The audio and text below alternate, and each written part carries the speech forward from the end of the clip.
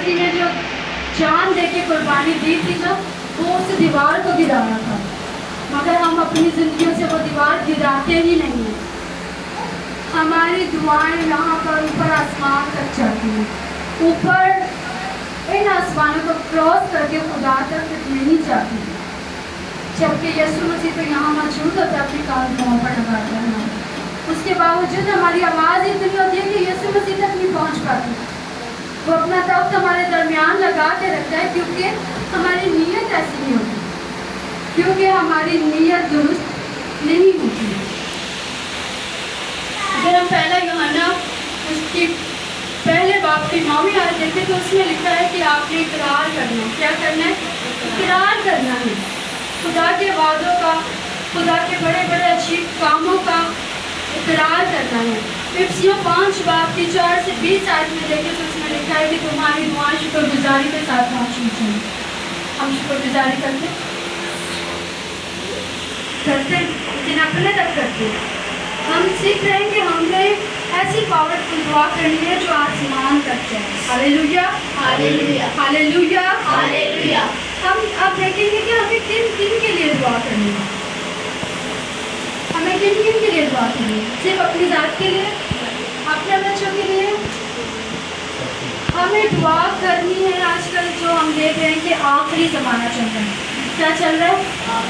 آخری زمانہ چل رہا ہے. ہمیں التجا کرنی ہے خدا سے کہ اے خدا، اے اس کھیت کے مالک، تو مزدور بھیج. کیا بھیج؟ مزدور بھیج جو فصل کاٹے، کیونکہ فصل پک چکی ہے. جب فصل زیادہ پکتی ہے تو وہ تباہ ہو جاتی ہے، وہ کسی کام کی نہیں رہتی، وہ سوائے آگ میں پھینکنے کی. تو اس لیے ضروری ہے کہ ہمیں التجا کرنی ہے آج کل کے حالاتوں کے لیے کہ خداوند تو کیا کر، مزدور بھیج. لوکا کی انجیل اس کا 10 باب اور اس کی دوسری آیت سے ہمیں یہ واقعہ ملتا ہے. اور آگے ہم ہمیں پہلا تیموتھیوس اس کا 2 باب ہے. ہمارے ملک کے سر دعا کریں گے، مگر ہم انہیں دعا نہیں دیتے، ہم انہیں بددعائیں دیتے ہیں. کیونکہ مہنگائی ہو گئی ہے، بجلی، گیس مہنگا تو ہے، لوڈ شیڈنگ کے ساتھ ہی ہوگی. لیکن کلام میں لکھا ہے کہ جیسے ہم ہوتے ہیں نا، ایسا ہی ہم پر حکمران آ جاتے ہیں. اس میں بھی رعایا کا قصور ہوتا ہے. اگر رعایا اچھے طور سے خدا کے ساتھ وفادار ہو تو آپ کو اچھا حکمران ملے گا. آپ اپنے حکمرانوں کے لیے دعا کریں کہ خداوند مجھے ہدایت اور عقل دے، میں تیری روح سے معمور ہو کر چلوں. کیونکہ خدا نے کسی ایک بندے کے لیے اپنی جان اپنے بیٹے کو نہیں بھیجا، نہ خداوند نے کسی ایک کے لیے اپنی جان دی، پوری دنیا کے لیے اپنی جان دی. اور جو یسوع مسیح کو قبول کرے گا اس کی زندگی میں کام کرے گا. اگر ہم اپنے اعلیٰ حکمران کے لیے دعا کریں گے، ہم اپنے اعلیٰ حکمران کے لیے التجائیں کریں گے تو خدا ہماری سنے گا اور انہیں تبدیل کرے گا. وہ تبدیل ہوں گے، ہمارے ملک کی حالات تبدیل ہوں گے. اگر ہم لوکا 6 باب کی 28 آیت میں دیکھیں تو اس میں یسوع مسیح کہتا ہے کہ اپنے دشمنوں کے لیے دعا کرو. کس کے لیے دعا کرو؟ دشمنوں کے لیے. ہم نہیں کرتے دعا، ہم نہیں کرتے. ہم کیسے بحال ہوں؟ کیسے ہمارے رشتے بحال ہوں؟ اگر ہم یہ دیکھیں کہ ہمیں دعا کب کرنی ہے، ہمیں دعا کب کرنی ہے. میرے ساتھ نکالیے دانیل کی کتاب اور اس کا 6 باب. پرانے رہنما میں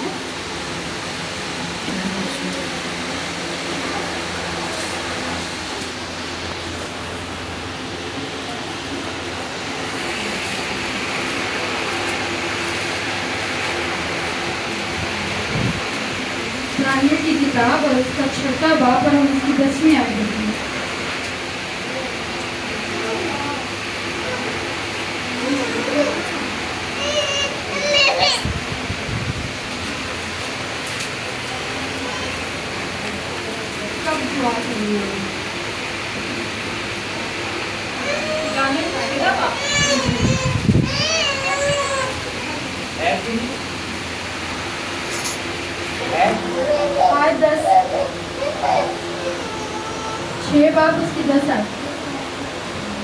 تو جب دانیل نے معلوم کیا کہ اس نوشتہ پر دستخط ہو گئے تو اپنے گھر میں آیا اور اس کی کوٹری کا طریقہ یروشلم کی طرف खुलता था तो दिन में 3 मरतबा हस्ब मामूल घुटने टेक कर खुदा के रजी दुआ और उसकी शुक्रगुजारी करता रहा। आमीन। यहाँ पर हमने देखा कि 3 मरतबा कर लिए। किस वक्त कर लिए? 3 मरतबा कर लिए। अगर हम यीशु मसीह की ज़िंदगी में देखें, या आप हवाले लिख के आप विशुद्ध अर्चा के पढ़ लीजिएगा, अगर यीशु मसीह की ज़िंदगी के मुतालिक देखें तो उसमें हमें मिलता है कि यीशु मसीह दिन निकलने से पहले दुआ करते थे।